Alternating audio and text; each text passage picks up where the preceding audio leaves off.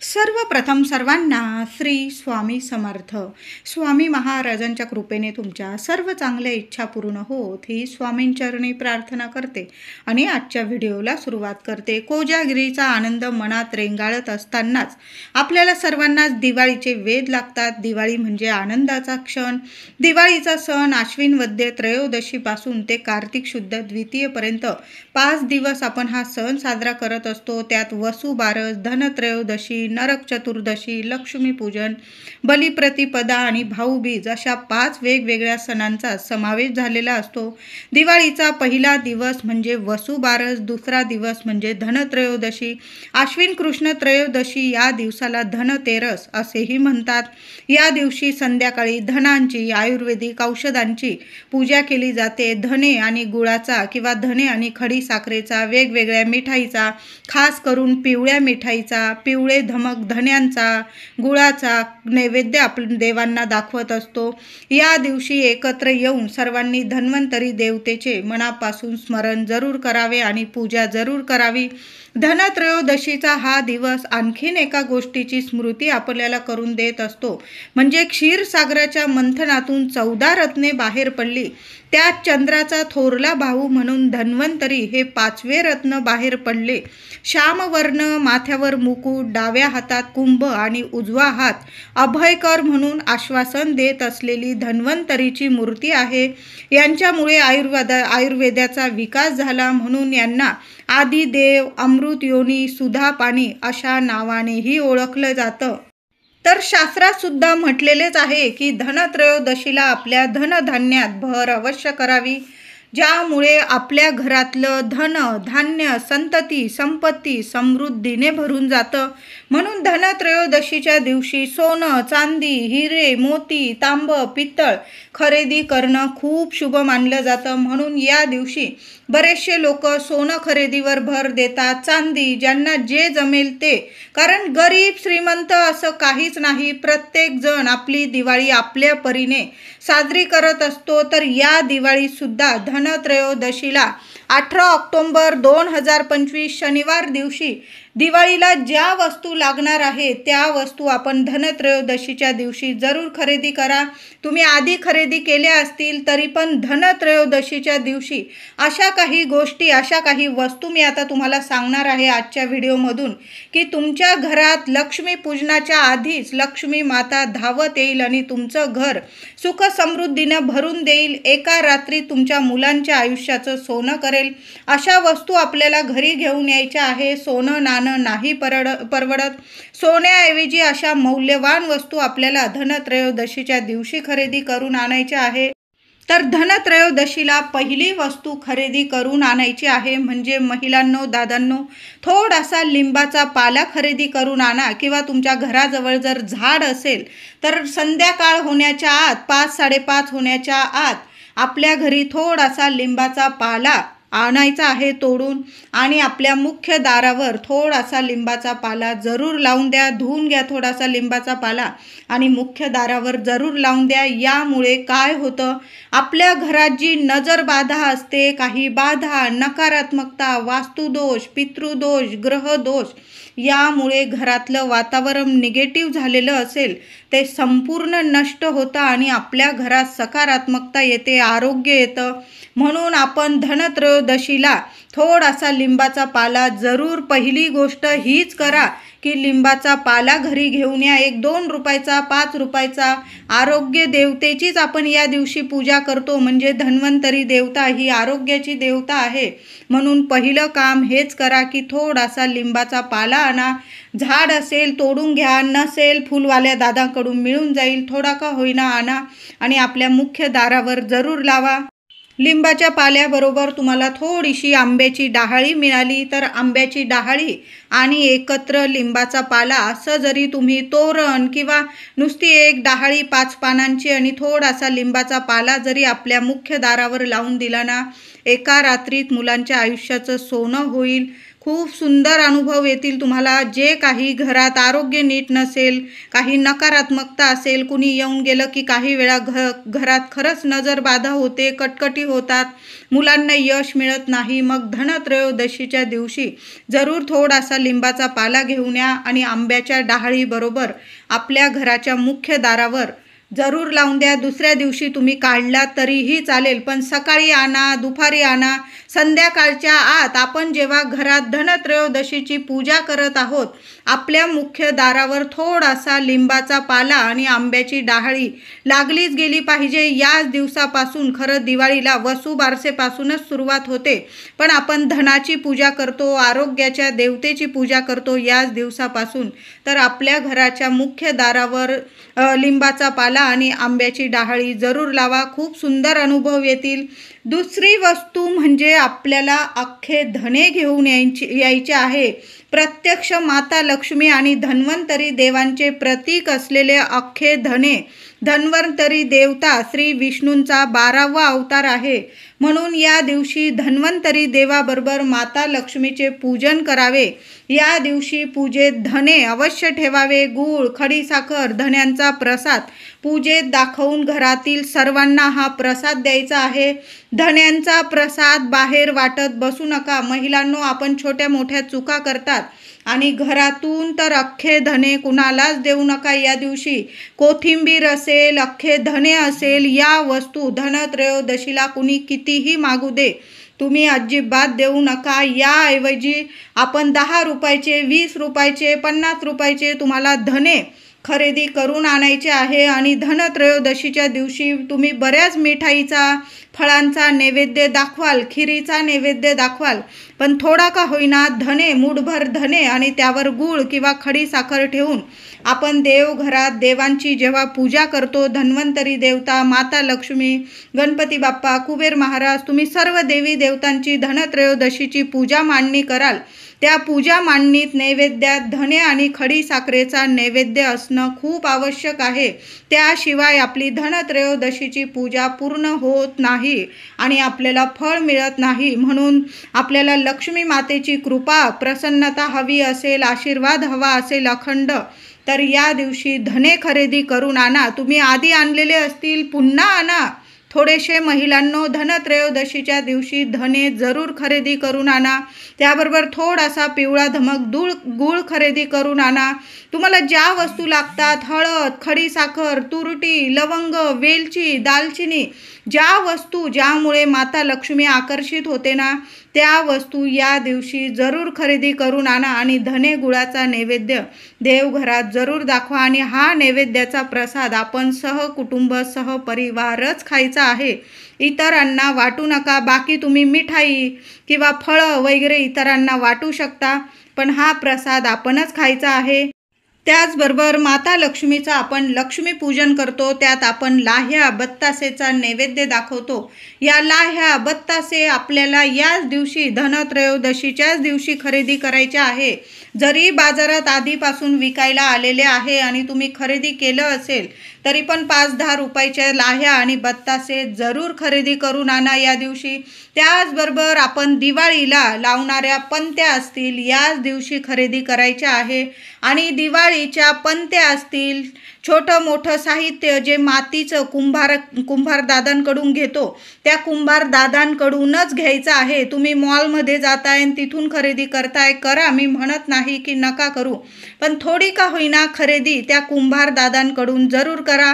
कारण आपण या लोकांकडून या वस्तू खरेदी करतो ना, त्यांचीही दिवाळी सुखकर होते आणि त्यांच्याकडून सुद्धा आपल्याला आशीर्वाद मिळतात आणि हाच आशीर्वाद खरा लक्ष्मी मातेचा आशीर्वाद आहे. म्हणून जे गरीब लोक 2 पैसे कमवण्यासाठी रोजीरोटी असते त्यांची, कुंभार दादांची, त्यांच्याकडून जरूर या वस्तू खरेदी करा. मातीच्या पंत्या खरेदी करा, मातीचे कलश, आपण लक्ष्मी पूजनात वेगवेगळं धान्य, धने, वेगवेगळे धान्य आपण भरून ठेवतो देवी समोर, ते कलश, मातीचे करे जरूर या दिवशी खरेदी करा. तुम्ही मातीची मूर्ती, लक्ष्मी मातेची मातीची मूर्ती मॉलमध्ये वगैरे घेण्यापेक्षा या कुंभार दादांकडून जरूर खरेदी करा. त्यांची पण दिवाळी सुखकर होईल आणि आपल्याला सुद्धा भरभरून आशीर्वाद मिळतील त्यांच्याकडून.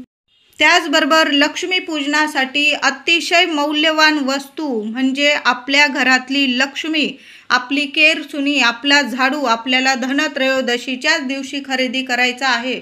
अगदी रात्र करू नका, संध्याकाळ होण्याच्या आत लक्ष्मी पूजनाचा झाडू धनत्रयोदशीच्या दिवशी जरूर खरेदी करून आणा. महिलांनो, जरी आधी आणून ठेवलेला आहे, एक लहानशी का होईना मौल्यवान आपली लक्ष्मी घरी जरूर घेऊन या. छोटीशी केरसुनी, आपण देवघर वगैरे साफ करू शकू त्याने, अशी एवढी छोटीशी केरसुनी, किंवा तुम्हाला मोठी आणायची असेल तर मोठी छोटी केरसुनी, झाडू तुम्ही याच दिवशी खरेदी करायचा आहे. खूप सोन्यासारखे अनुभव येतील. धनत्रयोदशीला खरेदी केलेला झाडू, केरसुनी घरी आणल्यानंतर एका पाटावर ठेवा. तुम्ही जर आधी कधीच पूजा नाही केली, मग नीट व्यवस्थित ठेवून द्या आणि त्या झाडूवर किंवा केरसुनीवर थोडंसं गुलाबजल, गंगाजल किंवा गोमूत्र अगदी हलक्या हाताने एखाद्या फुलाने किंवा एखादं तुळशीपत्र घ्यायचं आणि त्याने थोडंसं पाणी शिंपडून द्यायचं आहे. म्हणजे कुणाचे हात वगैरे लागलेले असतील, आपली लक्ष्मी आपण घरात आणत आहोत आणि लक्ष्मी पूजनाचा झाडू किंवा केरसुनी आणताना एक मोठीशी पिशवी घेऊन जा. तुम्ही जेवढी मोठी केरसुनी घेत असाल तेवढा तुम्हाला अंदाज येईलच. महिलांनो, दादांनो, तेवढी पिशवी घेऊन जायची आहे आणि त्यात नीट आपल्याला ठेवून आणायची आहे. अगदी दाखवत आणायची नाही. आपण आपला पैसा, सोनं नाणं जसं नीट ठेवतो, लॉकरमध्ये वगैरे लपवून ठेवतो, लोकांना दृष्टीस पडू देत नाही, तशाच पद्धतीने आपली वर्षभराची ही लक्ष्मी आणताना सुद्धा अगदी लोकांना दाखवत आणत आहात, असं अजिबात, ही चूक तर अजिबात करू नका. एखादी पिशवी घेऊन जा महिलांनो आणि त्या पिशवीत नीट आणायची आहे. पायाशी वगैरे ठेवून आपली लक्ष्मी अजिबात आणू नका. तुम्ही 2 व्हीलरवर 4 व्हीलरवर जात आहात तर पायाशी केरसुनी, आपला झाडू, लक्ष्मी पूजनाची ही सर्वात मौल्यवान वस्तू अशीच पायाशी ठेवून आणू नका. आपल्या हातात मानाने तिला घरी आणायचं आहे आणि झाकून आणा. आता मोठा दांड्याचा झाडू आणतो, तो प्लॅस्टिकमध्ये पॅकिंग असतो, तो जास्त कुणाच्या दृष्टीस पडत नाही, कळतं लोकांना की झाडू आणत आहे. पण जेव्हा आपण ती केरसुनी आणतो, ती आपण पिशवीत झाकूनच नीट आणायची आहे. कुणाला दाखवत, कळतं लोकांना की काय घेत आहात तुम्ही, पण आपण घरी आणताना आपली केरसुनी, आपली झाडू, आपली लक्ष्मी नक्कीच झाकून आणा. कुणाला दिसू देऊ नका. धनत्रयोदशीला आणखीन एक वस्तू म्हणजे खडं मीठ. 10-20 रुपयाचं खडं मीठ महिलांनो जरूर घेऊन या. तुमच्याकडं तुरटी वगैरे संपलेली असेल, तुरटीसुद्धा 10-20 रुपयाची घेऊन या. खडं मीठ आपल्या घरातून कधीच संपू देऊ नका. समुद्री मीठ, माता लक्ष्मी समुद्री कन्या आहे. समुद्री मीठ आपल्या घरातून कधीच संपू देऊ नका.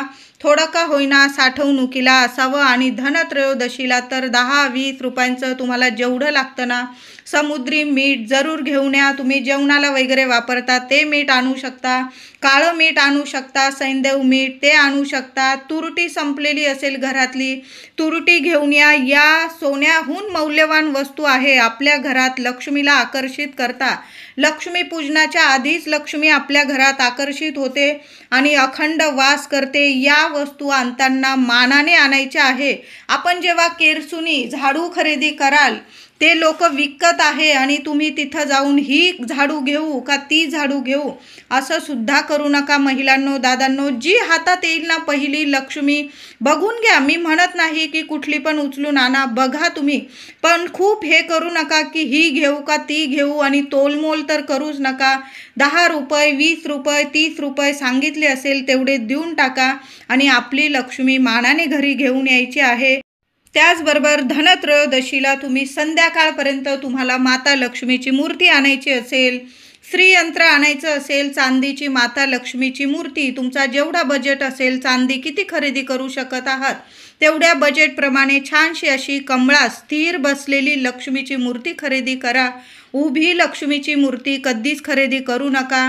बैठ्या स्वरूपात, स्थिर स्वरूपात माता लक्ष्मीची आपल्याला मूर्ती खरेदी करायची आहे. कमळाच्या फुलात बसलेली इतकी सुंदर मूर्ती घरी घेऊन या. बघा, तुमचं घर धनधान्याने आई लक्ष्मी पूजनाच्या आधीच भरून देईल. कितीही दुःख दारिद्र्य असू द्या, एक लहान का होईना, तुम्हाला जर बजेट असेल ना तर लक्ष्मी मातेची मूर्ती धनत्रयोदशीच्या दिवशी घरी घेऊन या आणि लक्ष्मी पूजनाच्या दिवशी आपल्या घरात, देवघरात नक्की स्थापन स्थापन करा। त्याचबरोबर श्रीयंत्र लक्ष्मीनारायणांचं आसन जरूर घरी घेऊन या आणि देवघरात नक्की स्थापन करा। तुम्ही धनत्रयोदशीच्या दिवशी सुद्धा स्थापन करू शकता किंवा लक्ष्मीपूजनाच्या दिवशी स्थापन करू शकता। दक्षिणावर्ती शंख लागत असेल नक्की घेऊन या आणि आपल्या लक्ष्मीपूजनाच्या दिवशी नक्की स्थापन करा। त्याचबरोबर पिवळ्या कवड्या लागत असतील महिलांनो 5 आणा, 7, 11, 21 तुम्हाला जेवढ्या कवड्यांची पूजा माता लक्ष्मी समोर करायची आहे तेवढ्या पिवळ्या कवड्या जरूर खरेदी करून आणा।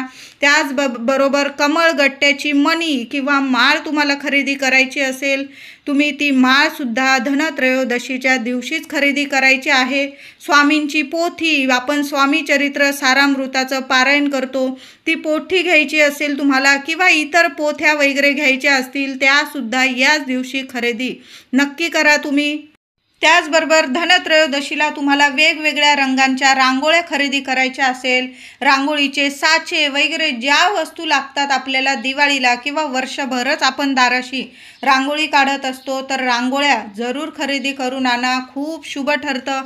त्याचबरोबर तुम्हाला तुमच्या दारात किंवा अंगणात किंवा खिडकीत तुळस लावायची असेल सोन्याहून पिवळं 1 तुळशीचं रोप घेऊन या आणि दिवाळीचे जेवढे दिवस आहे तुळशीला हळदी कुंकू फुलं वाहून पूजा करा आणि किमान महिलांनो 21 वेळा ओम नमो भगवते वासुदेवाय नमः, ओम नमो भगवते वासुदेवाय नमः या मंत्राचा जप या दिवशी जरूर करायचा आहे। म्हणजे 5-6 दिवस जोपर्यंत दिवाळी आहे मी तर म्हणते तुळशी विवाह समाप्ती होईपर्यंत कार्तिक पौर्णिमेपर्यंत आपण तर तुळशी मातेची रोजच सेवा करतो पण तुळशी समोर हात जोडून उभं राहा किंवा बसून घ्या आणि भगवान श्री हरी विष्णूंचा मंत्र जरूर जपा। दिवाळीत तर ही सेवा आवर्जून करा।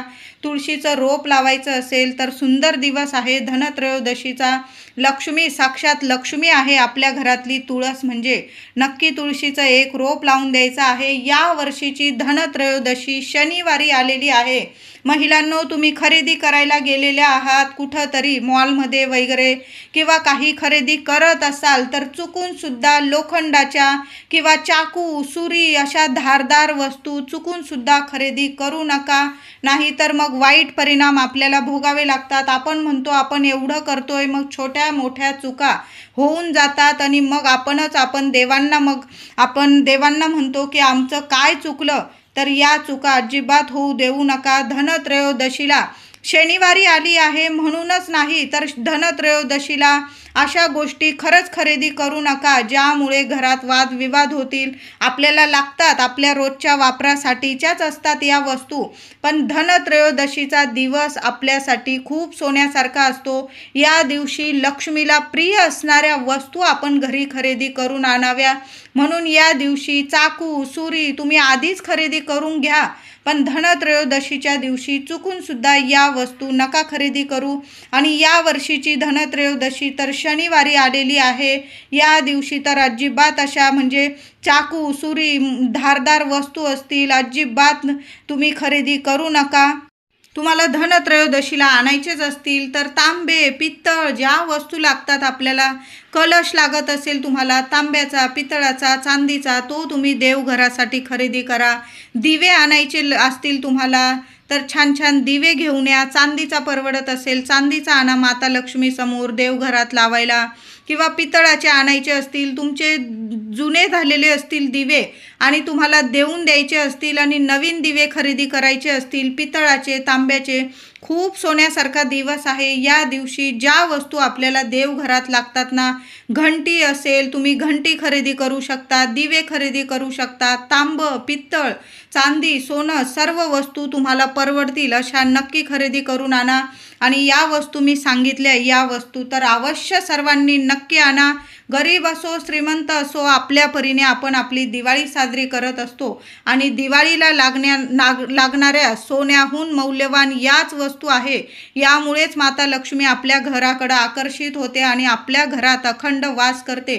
म्हणून या वस्तू धनत्रयोदशीला जरूर घेऊन या, मानासह घरी आणा आणि छान अशी पूजा करा। धनत्रयोदशीला आपल्या घरातली लक्ष्मी म्हणजे झाडू अवश्य घेऊन या आणि धनत्रयोदशीला पण पूजन करा आणि लक्ष्मी पूजनला तर आपण पूजा करणारच आहोत। धनत्रयोदशीला धन्यांचा नैवेद्य आवर्जून महिलांनो दाखवायचा आहे। धनत्रयोदशीची पूजा या शुभ मुहूर्तावर करा महिलांनो, दादांनो.